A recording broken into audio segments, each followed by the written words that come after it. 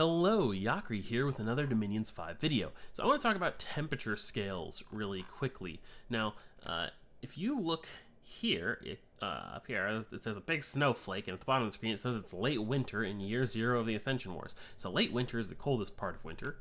Pretty sure it's the coldest part of winter. I mean, I keep making like absolute statements, and I'm like, I didn't actually check. Just pretty sure that's true. In any case, I think winter and late winter are pretty similar. The important part here is that, as we can see on our capital, we only have 2 heat scales, despite having 4 or 5 Dominion candles here, right? These are our full scales, except for the fact that I've selected 3 heat scales for this build. So I only have 2 because there's cold from it being late winter counteracting my scales. And in some of my other provinces, where maybe my scales haven't spread as strongly, I only have heat 1. Or, yeah, in a lot of places there's heat 2 or heat 0. Okay. My scales aren't here at all, actually. So the relevant part of this is that when you select heat scales, you don't, or they're counteracted by the, natural cycle of weather, right, in the world.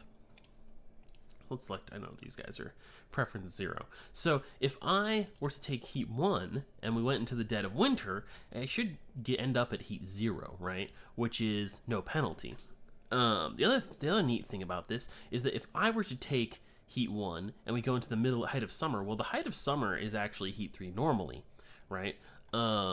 Your Dominion scales just fight back quite effectively against the effects of weather. So if heat 3 can't go up to heat 4, and so instead of taking, basically I would already be taking these penalties, but now I'm taking these penalties and I have an extra design point, or an extra 40 design points, right, for my pretender. So the takeaway from this is that 1 heat scale is not particularly bad for you. The penalties, of course, for temperature scales are actually, this is the highest income penalty of anything. Growth gives you 4 income, whereas death reduces it by 4%. Order is only 2%, and production is 3. So this is actually quite high, but it's not as much as the value here shows because it's not all year around. Right, it changes as the year goes around, and of course, in the height of summer, it's much worse. It's 15%.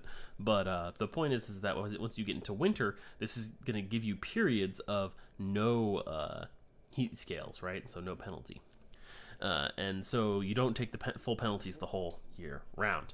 So the nice thing about that is that for nations that need the design points, going to 1 to 3 heat scales is not particularly bad. At least it's not as bad as it looks. In the height of winter, you'll only be at heat 2, or in the height of, winter, you'll only be at heat 2, and then during the summer, of course, you'll be at heat 3, but during certain parts of the summer, you would have been at high heat scales anyway, so you're kind of just doing the same thing, right? And of course, it's still a penalty. It's bad. I think one temperature scale is a small and very, very small penalty. 3 temperature scales is quite a bit of a penalty, mostly because, how to put it, 1 temperature scale is completely eliminated some of the year. 3 temperature scales, it only puts it down 1 point, right? So you're still getting at least 2 points of penalty, even in the best part of the year for you. So it's pretty bad. The thing I'm getting at here is that taking 1 point of temperature scales one direction or the other is very often a good idea when designing a nation, and taking 3 points is not as bad as it looks for nations that really need it for a bless or something, right? Now, this also changes for certain nations. For example, I think Baratos is a preference 1 nation, right? Heat preference 1. So for heat preference 1 nations, this equation completely changes. You want heat 3, period. There's no other acceptable outcome. Now, this is why. If we scale down to cold 3, right, that's a negative 20% penalty. You might only want to, let's say you want to take cold 2 for some crazy reason, because if you go up to heat 3, that's only 80 design points, right? And if you go down to cold 2, this is 120 design points. So potentially, this could enable you to take some uber bless that you couldn't take normally, because you need those 3 scales worth of points. However, obviously taking a 20% penalty to your income is pretty bad, and you're going to basically oscillate between 20% and 15% penalty all the time, and that's just really, really terrible. That negates a huge amount of scales. Totally not worth it at all. Now, Heat 3, on the other hand, is a 10% income penalty, except that it's going to go down part of the year, and the rest of the time it'll be 10%, basically. So you're going to vary between 5% and 10% for if you take Heat 3. So this is extremely good value for you, basically. And if you were to stay on Heat 1, as compared to, say, Heat 2, I think you would actually take more penalties overall, because you would go, or maybe it would be the same, because you go down, up and down, either for more of the year you would be under or over Heat 1, right, if you had no preference. So you just take Heat 2 and you just take Heat 3, and this keeps the temperature scale solidly in the area where your nation would like them to be, and your penalty is relatively minor. Generally, the best thing to do is to just take those 2 scales points, put them into something else, right? Like if you want to counteract that, you get 2 points of growth. It's a 2% penalty, right? And you've also got that growth bonus. So this is a net bonus for you to go those 2 points up and take 2 points of growth, right? And it's not even, it's a bigger net bonus than it looks like, is the point. So maybe this is only equivalent to a 1% penalty or a 0% penalty, right? To make that trade. So effectively, Heat Preference 1 nations are just given a bonus, okay? And so always do that. Always do that with Temperature Preference 1 nations. I mean, heat or cold. I've been saying heat a lot, but it's either one. Now, there are some nations that have Preference 2. These nations are kind of fucked, right? Not really, because if you go to cold 3, right, it's just going to go down to cold 2 sometimes, and so you really don't have much of an income penalty, and it only costs you 40 design points. The thing is that you don't have the luxury of getting 80 free design points to spend on something else, and as I've mentioned, right, this the real penalty is lower than this. It's not so bad, and so you'd really like to trade cold scales for, or really like to trade those like 2 temperature scale points for 2 points of growth, or let's say especially if you're like a blood hunting nation, which Vanarus can't actually do. Not good at it, but they can do it. So this gives you hold on, let's go through this. It gives you 2% income. It's not that good, but it gives you 1% or 1 unrest reduction, right? That's not, or subtle. That's subtle. I was gonna say it's not good. It's not obvious how good it is. However, unrest reduces the income of your provinces. It's generated naturally through events or through the hostile actions of other players. And to get rid of it, if you have a lot of it, you have to patrol the province, and that kills population, reducing the income of the province permanently. So having passive unrest decrease increases your income effectively.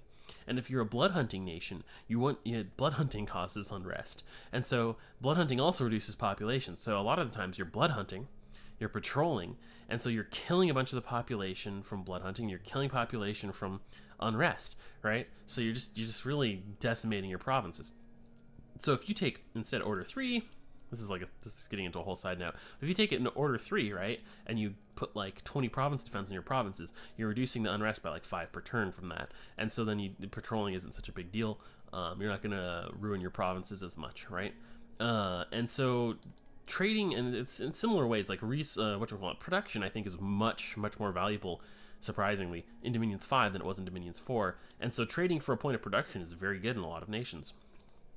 Some of these effects are a little bit more subtle, but the point I'm getting at here is that the natural temperature scale 2 nations, I guess I shouldn't have said they're fucked, because that's reserved for preference 3 nations. The natural preference 2 nations would kind of like to be preference 1 nations, I think. You might get more income maximum, actually, if you optimize for it, so that's kind of a neat thing that those nations have going on for them. And I don't think it should all be rebalanced to Heat Preference 1 or something. But it's definitely something to keep in mind, that you're going to have that kind of a design point restriction that other nations don't have. And Preference 1 nations, of course, lose 40 potential design points as well, but it's overall, I think, a definitive net benefit, and they don't lose as many points. Now, if we look at Abyssea, I think these guys, they still have Heat 3 preference. So what happens if you have Heat 3 preference? Well, some of the year, you're going to be at Heat 2, and some of the year, you're going to be at Heat 3. And you don't get any design points for it. So this is basically like you're a Preference 2 nation, right? It's like being a Preference 2 nation, except that you don't get 40 free design points. And so you're just really sad. That's what happens when you're preference 3 and for a temperature scale. You're sad. All right, so I think that actually pretty much covers temperature scales. That's what I wanted to talk about. Temperature scales, because of the yearly cycle, are not quite as bad as they look, and because they cap out at 3, right? And so taking 1 isn't going to make your worst point of summer jump up to heat 4.